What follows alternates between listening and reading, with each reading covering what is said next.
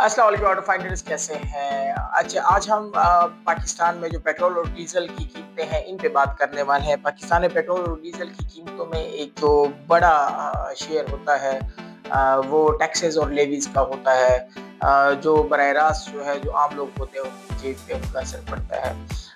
जो petroleum ministry है, उनके जो अदाद-ओ-शुमार है, उनकी रिपोर्ट आई है, उसके मुताबिक 1 लीटर जो पेट्रोल की कीमत होती है, उसमें तकरीबन 39% जबकि डीज़ल की कीमत में जो है 34% जो इसका हिस्सा है, वो ड्यूटीज़ और मार्जिन्स वगैरह जो डिफरेंट होते हैं उन पे मुश्तमिल है।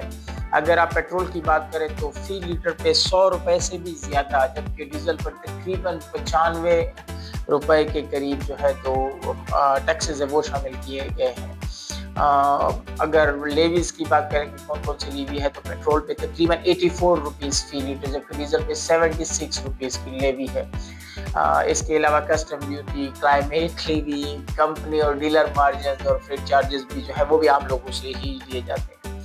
अगर हुकूमत इन टैक्सेस और लेवीज में कमी करे तो पेट्रोल और डीजल की कीमतें कम हो सकती हैं, जिससे ट्रांसपोर्ट के जो अखराजात हैं वो भी कम हो जाएंगे। महंगाई इसके साथ डायरेक्ट कनेक्टेड होती है, तो अक्सर अवामी जो हल्के होते हैं या सिविल सोसाइटी होते हैं, उनकी तरफ से यही मुतालबात सामने आ रहे होते हैं कि पेट्रोलियम लेवी जो है और जो दीगर टैक्सेस हैं उनको कम किया जाए, ताकि जो आम लोग हैं उन पे जो फाइनेंशियल बर्डन है वो कम किया जा सके।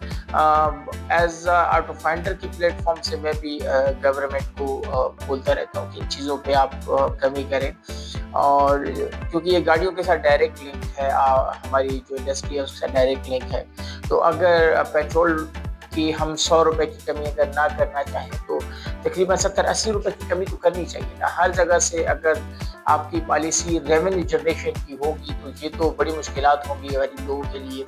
आप अगर रोड पे जाएँ तो रोड पे जाने से पहले आप जो गाड़ी खरीदते हैं उस पे इतना ज़्यादा टैक्स होता है। उसके अलावा बाइक्स वगैरह पे भी टैक्स बहुत ज़्यादा होता है। उसके अलावा आपके जो ट्रैफिक के जो कवानीन है वो आपने इस तरीके से बनाए हुए हैं कि वो डायरेक्ट जो है लोगों पे इफेक्ट हो रहे हैं, और इतने ज़्यादा जुर्माने हैं। उन जुर्मानों की वजह से नो डाउट कुछ चीज़ें बेहतर हुई हैं, लेकिन उससे पहले जो है महंगाई इतनी है, लोग अफोर्ड नहीं कर पा रहे। अगर एक बंदा बमुश्किल पेट्रोल भर के वो अपनी रोजी रोटी कमाने के लिए निकलता है तो इन चीज़ों को जो है वो फिर अफोर्ड नहीं कर सकता, और उससे बहुत ज़्यादा मसले बनते हैं। तो व्हीकल इंडस्ट्री को इन सारे मसाइल से निकालना ही इसका हल है, और आप पेट्रोलियम जो टैक्सेस हैं वो उन सबको ख़त्म करें, कम से कम करें, मिनिमल करें उसको।